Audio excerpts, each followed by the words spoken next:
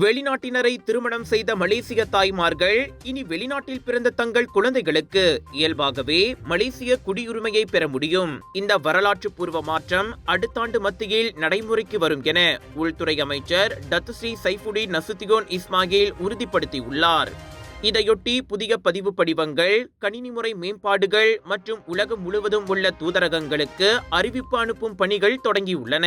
அரசியலமைப்பு சட்ட திருத்தத்திற்கு கடந்த ஆண்டு நாடாளுமன்றம் ஒப்புதல் அளித்ததை அடுத்து இது சாத்தியமாகி உள்ளதாக சைஃபுடின் தெரிவித்தார். தேசிய சட்டத்துறை அலுவலகம் தற்போது சட்ட மறு ஆய்வுகள் மற்றும் அமைப்பு புதுப்பிப்புகளை இறுதி செய்து வருகின்றது என்றார் அவர். அனைத்தும் 2026 மத்தியில் நிறைவடைந்ததும் வெளிநாட்டு ஆண்களை திருமணம் புரிந்து வெளிநாட்டிலேயே வசிக்கும் மலேசிய பெண்கள் அங்கு பிறக்கும் தங்கள் குழந்தைகளுக்கு தூதரகங்களில் பிறப்பு பத்திரத்திற்கு பதியலாம். பிறப்பு பத்திரத்தில் அக்குழந்தைகள் மலேசிய குடிமக்கள் என குறிப்பிடப்படுவர்.